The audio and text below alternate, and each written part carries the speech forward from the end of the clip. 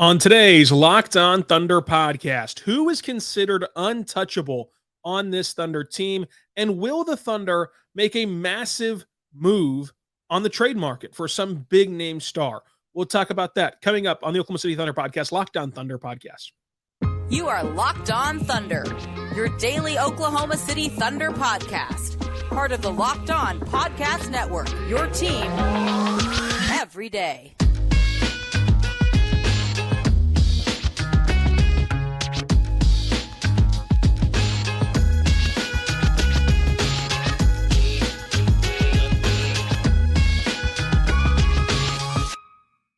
Let's get it going on the Locked On Thunder podcast, on the Locked On Podcast Network, your team every day.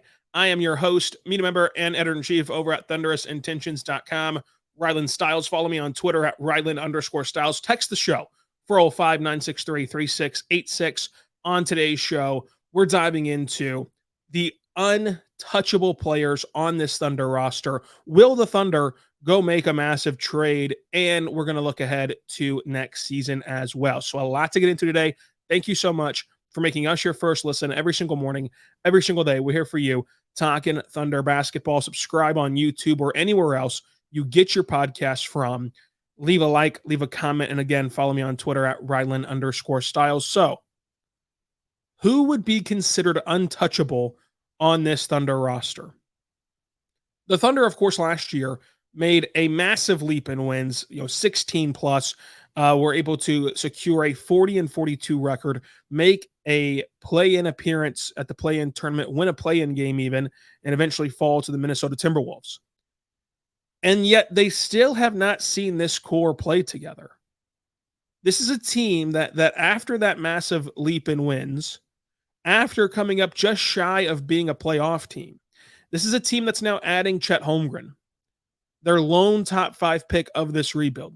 The only one that was picked in the top 5 on this roster is Chet Holmgren. They're going to have Cason Wallace, who's a top 10 pick in the NBA draft. And when you look at Sam Presti's draft history, he doesn't miss that high in the draft. Like all of his misses, all of the picks that you can kind of go back and forth about or outright say were bad picks were shots in the dark, so to say, were picks taken later on in the draft. So you got to feel good about Sam Presti giving Cason Wallace that stamp of approval. And then you're also bringing in a 2-time EuroLeague MVP and champion, Vasilij Micic. Oh yeah, the Thunder also still have a ton of draft capital. And so fans and even national media, they've been kind of antsy and just itching to see the Thunder pull off some huge move, hit that accelerator button, and just go all in on this team. And yet we still don't know what exactly this team is.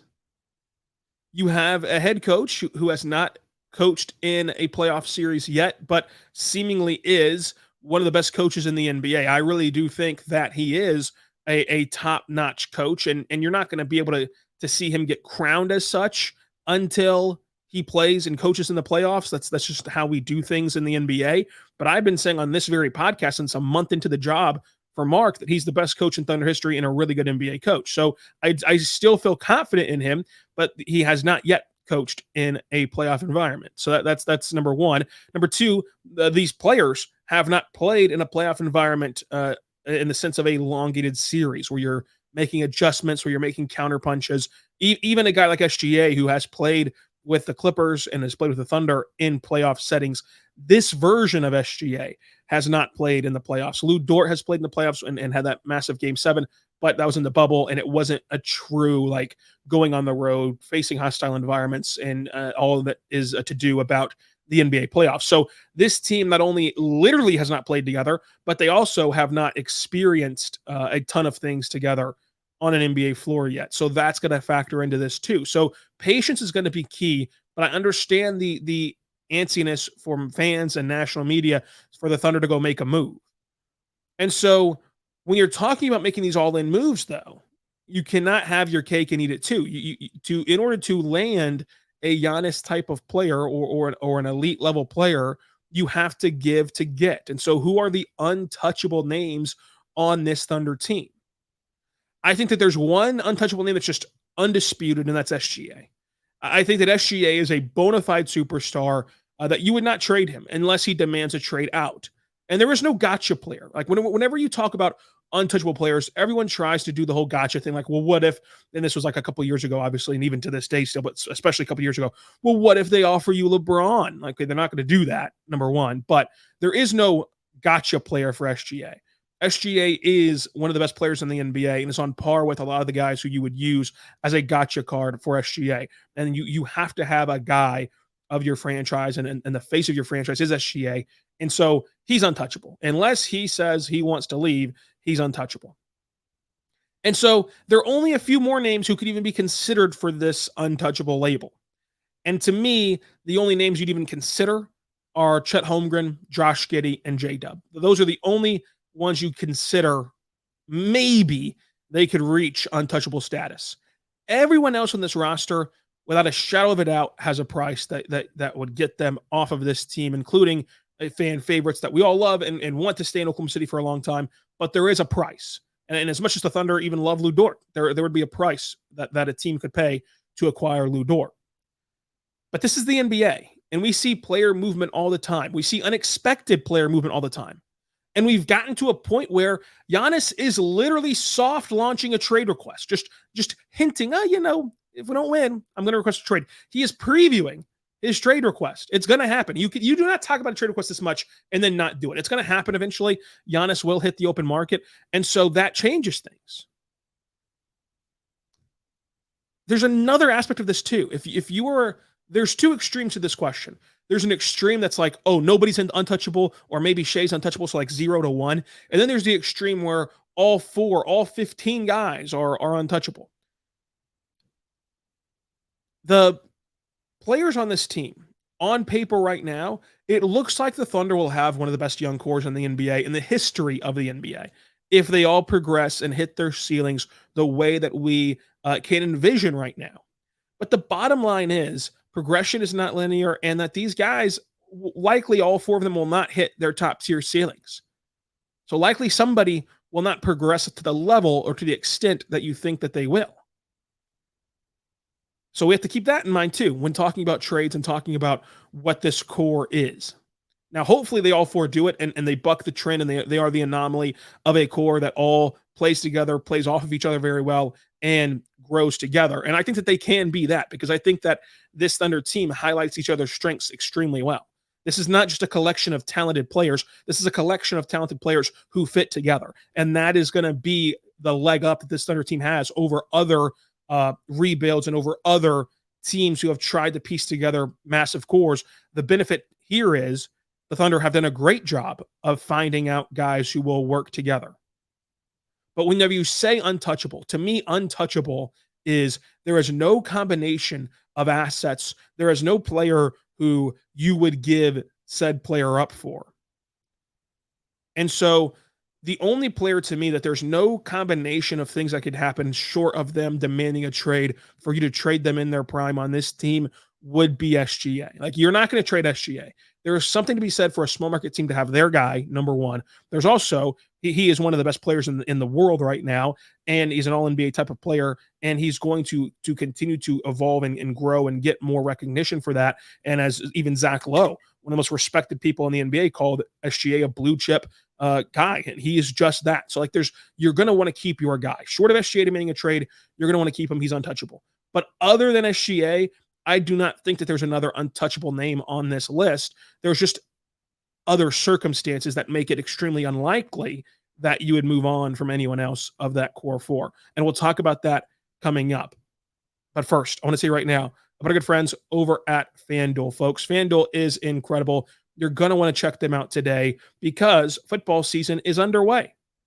That's right. It's football season already, and you can be betting on every weekend of football at FanDuel.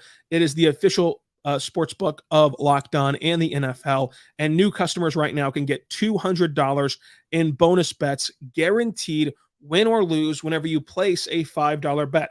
That's $200 back in bonus bets, win or lose. You can check it out and you can go there. It's super easy to bet on a wide range of options, including point spreads, player props, over-unders, and more. So visit them right now, FanDuel.com/LockedOn, FanDuel.com/LockedOn.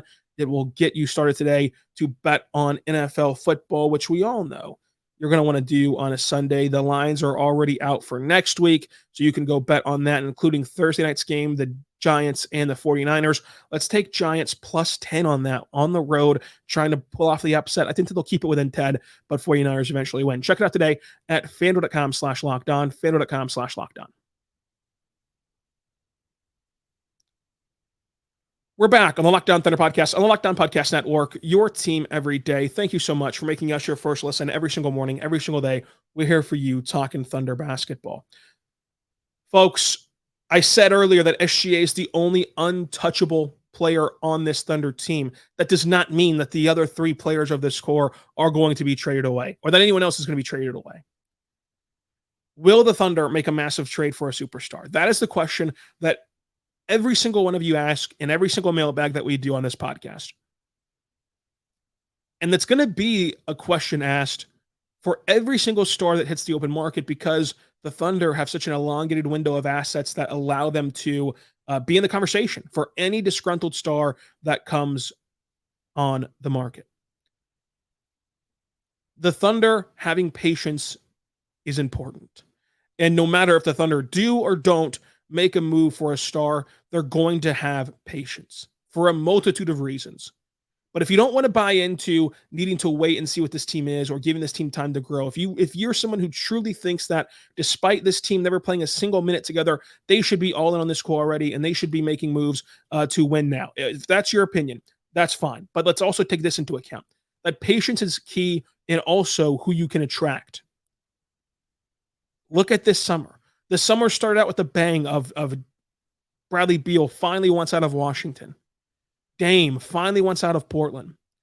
Joel Embiid hinted at a trade request. James Harden outright makes a trade request. But then as you waited and as you kind of sat there and stayed put, then we're hearing whispers of Giannis wanting a trade. So you can see that as we progress down the line of this kind of era of NBA basketball, the names are going to keep ratcheting up. The names are going to keep getting bigger and better. And you want to have your assets to make a move for a Giannis type of player.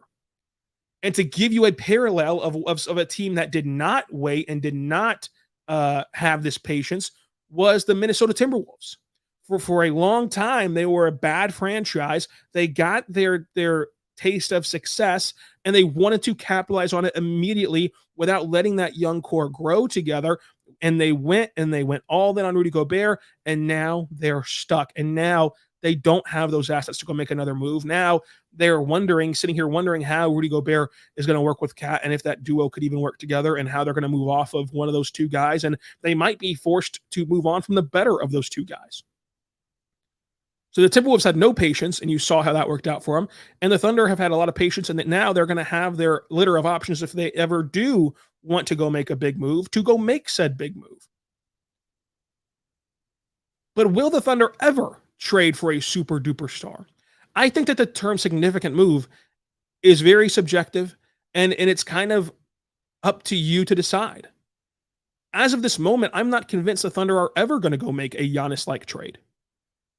As of this moment, I think that the Thunder could possibly trade for someone the level of like Cam Johnson, could possibly trade for someone like Mikal Bridges, someone to kind of shore up the starting five, and you sacrifice a tiny bit of depth and you give away picks to get the likes of a Cam Johnson and Mikal Bridges, someone of that tier, but never ultimately making a Giannis type of splash. This team might be good enough to just tie up those loose ends, to just plug and play some different holes that might pop up and keep this core together. This team can progress and be good enough to where a superstar is not needed. But the bottom line is, it's impossible to know right now. And so for all the trade chatter that you're going to see on social media and even from the national media, there's just no way to know for certain what fits with this team. The Thunder truly believe that Chet Holmgren's the center. They believe in J-Dub playing the 4. They believe in positionless basketball. We've got to see this Thunder team play in a playoff series, at least one. Because we all know that in the playoffs, some guys rise to the occasion, some guys fall. Teams now zero in on you game to game, and you could have a 7-game series where you're making adjustments night to night and it just throws your team off kilter. We don't know how this team will react in that environment. We don't know what this core even needs. We can make predictions, we can make assumptions, but we can't know because this team has played 0 minutes together. 0. This team has played 0 minutes together in a playoff series or even a preseason game. No matter the spectrum that you want to put on it, this team is still, 2.5 weeks away from playing in a preseason game together.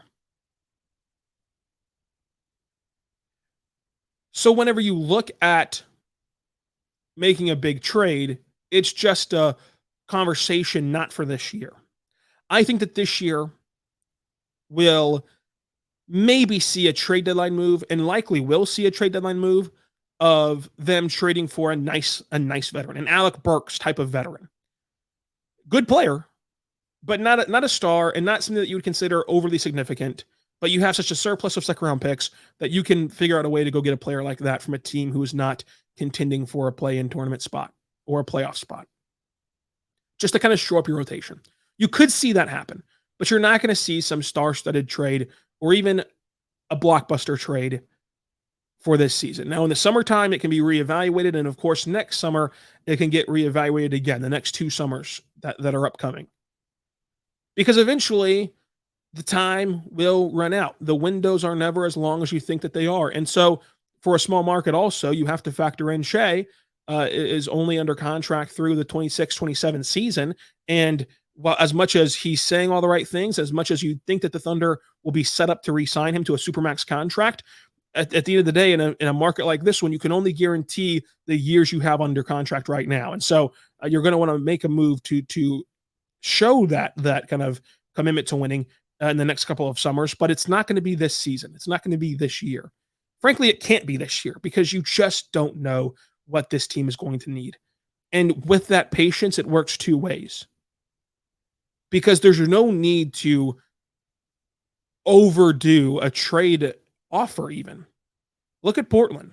They put one of the premier players of this league on the market, and they're dying for any sort of leverage. They have none of it. You think if Portland got the offer of one of the core 4 players on this team and a couple picks that they wouldn't just jump on that right now? They absolutely would, but so would Milwaukee whenever Giannis becomes available. That's why you need patience. That's why you have to just let this core decide and determine who they are. Because you're always going to hold the leverage. You're always going to have the best young players. You're always going to have the draft picks to make a move for the next 4 or 5 years. So let's see what this team can do. Let's see what this group can accomplish. So I think that SGA is the only true untouchable, but I don't see the Thunder giving away more than one of the core 4 pieces in a big trade like that. And honestly, if you ask me right now to put money on the line, gun to my head, whatever humongous stakes you want to put on it, will the Thunder ever make a trade for a superstar? I would say no. The Thunder will not trade for a superstar. They will let these players develop. They might make some moves on the margin to either tie up the starting 5 or to help their rotation, but they're never going to go get that superstar. And it's going to be on SGA. It's going to be on Josh Giddey. It's going to be on J-Dub. It's going to be on Chet Holmgren to grow internally, to grow together, and to make this work. And I think that they're up for the challenge on that. So coming up, let's talk about this season ahead for the Thunder and how they are hunting some awards, including Mark, who is the leader for Coach of the Year right now in terms of the odds. We'll talk about that coming up. But first, I want to say right now about our good friends over at Jase Medical. Folks, everyone should be empowered to care for themselves and their loved ones during these uncertain and unexpected times, including you at home right now, because that's why Jase Medical offers the Jase case. The Jase case provides 5 life-saving antibiotics for emergency use. And it gives you that peace of mind that no matter what happens, no matter what might pop up, you have access to the medication that you need in the case of an emergency. And you're not just sitting there hoping or wondering or worrying. Jase Medical makes sure that you have the medication in hand, and that Jase Medical is simple and it can give you a handle on everything with an online evaluation with a licensed pharmacist, and it can deliver it right to your door. And ongoing consultations and care can also be provided as well. So do not get caught unprepared. You can save more than $360 by getting these life-saving antibiotics with Jase Medical, plus an additional $20 off by using the code LOCKEDON at checkout, jasemedical.com. That's Jase Medical, Jase medical.com, promo code LOCKEDON.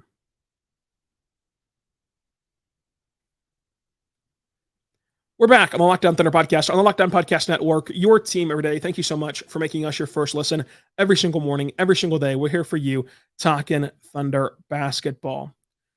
Folks, I cannot wait to see what this Thunder team is.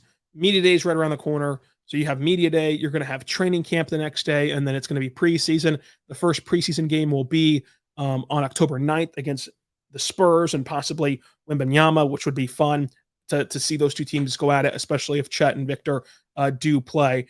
And so whenever you look at what the season can be, it can be a year where the Thunder finish top 6 and make the playoffs and possibly even win their first playoff series since Kevin Durant was in Oklahoma City. And that type of excitement, that anticipation, is why that this season, I think, is the most anticipated season since Kevin Durant, since the OK3 year. This team is going to be fun to follow and fun to watch, and I cannot wait to bring it to you every single day at Locked On Thunder. Subscribe anywhere you get your podcast from, and ThunderSintentions.com, so you can go there right now. But our friends at FanDuel have a few awards out there and their odds attached to them. Coach of the Year award. The favorite is Mark Daigneault. He's the favorite to win the award. Rookie of the Year, Chet Holmgren is runner-up. Let's talk about those two awards today. We've done this on Locked On NBA, the national show, the last 2 weeks. So go back and listen to me and Jackson's conversation about these awards. But let's break it down. These two awards. Mark Daigneault winning Coach of the Year. I think that Mark is a good enough coach to win Coach of the Year, and the Thunder could be good enough to warrant him winning Coach of the Year. I think that Coach of the Year is the biggest narrative-driven award that there is, because it's hard to quantify, right? It's hard to put stats to it. It's hard to put tangible things to it. It's more so storyline based. Like last year, I think Mark wins Coach of the Year 9 times out of 10, but last year the better storyline was the Kings breaking their playoff drought. If the Kings just had another year where they missed the playoffs, Mark would have been your Coach of the Year. It's why he finished runner-up. But the Kings had that massive drought and they broke it, and it was a great story. And so with the Thunder, in order for him to have that storyline, they'd need to at least be a top 6 team, which is doable, which is extremely doable even for the Thunder. So he can do his job there. But you also have to have no other team leap into the spotlight, barge in and have a newfound storyline themselves. Like at this time last year in September, who would have predicted that the Kings would be a top 3 seed? But stuff like that happens each year. Who would have predicted this time last year that the Thunder would have been a 40-win team and went to the play-in after Chet got hurt? So you have to be on guard of potential storylines, but short of something that we cannot predict right now, I think Mark is rightfully the leader in the clubhouse for Coach of the Year. And I think that he'll win the award unless we see some insane run from a different team. Now, Chet Holmgren, runner-up Rookie of the Year. I think that this year will be the year that we, for once and for all, determine a few things. Number one, does anyone care about the fact that Chet had a year under his belt at an NBA organization? But more importantly, number two. So the sophomore versus rookie debate that we saw with Donovan Mitchell and Ben Simmons and them, I think that gets put to bed this year. Number two, this will also get put to bed this year. Do we care about winning when it comes to rookies? We've seen years where we did care about winning. Evan Mobley, Scotty Barnes. We've seen years where we didn't care about winning. J-Dub, absolutely impacted winning at a higher clip than Paolo Banchero last year, but Paolo Banchero had a much stronger start to the year. J-Dub had a much stronger close to the year, and Paolo Banchero still wins the award, as well as being the top overall pick over J-Dub being 12, wins the award, and J-Dub is runner-up. So those two things, I think, this will be the final time we kind of should debate them of do we care? Because I think that Victor will have the narrative. You're going to have voters who have been telling you that Victor is the best prospect since LeBron, which is right and it's true. But at the same time, can you say that? Can you say that he's the best prospect since LeBron and then not give him Rookie of the Year, then not give him the award? So that's going to give Paolo a leg up, right? I mean, Victor a leg up right there to kind of give you that confirmation bias from voters who want to feed into and not kind of look bad, that narrative of he's the best prospect since LeBron. You can't call him that and then he not wins the award. But on the other hand, on the other side of the spectrum, I think not only will Chet Holmgren have the stats because he's going to be spoon-fed opportunities to score from Josh Giddey and SGA. He's going to average over a block and a half, 2 blocks, over 2 blocks a game. It can be insane the rim numbers he gets at the rim defensively, blocking shots. Like he's going to have that going for him. He's going to have a great season, and the Thunder are going to win. And so if we circle back to the Mark conversation, if you think that this Thunder team will have another 5-win improvement to 45 wins or God forbid 50 wins, what a season that would be to go up 10 wins after having a 16-win improvement. What's the on the outside looking in, again, not us who are in Oklahoma City that are very dialed into all the niche things that happen here. From the outside looking in, the difference on this roster is the inclusion of Chet Holmgren. And so that will give him a huge leg up of impacting winning and helping the Thunder get over the hump. So he'll have a huge inside lane to win the Rookie of the Year award. But at the end of the day, if I was truly betting on this, I would still bet Victor would win the award. I'd actually stay away because he has such great odds you wouldn't want to bet on it. But still, I think Victor would win because I think all Victor has to do is roll out of bed, meet the requirements of games played, and he'll win the award because of the narrative that has kind of spawned throughout this last year about Victor, and he's going to play good. It's just that Chet's going to play just as good, maybe even better, and he's going to impact winning. So how much does that balance into or factor into this award? And if Victor wins it over Chet, I think that we can officially say it's kind of just a narrative-driven award like the Coach of the Year is, where he was the number 1 overall pick. He was supposed to be really good. He played good. We're going to give it to him. So we'll see. We'll see how that all goes. But thank you so much for making us your first listen every single morning, every single day. We're here for you talking Thunder basketball. Let me know in the comments who you think is the untouchable player on this Thunder roster. How many are there and who are they? And let me know, will Chet win Rookie of the Year down below? Until tomorrow, be good and be good to one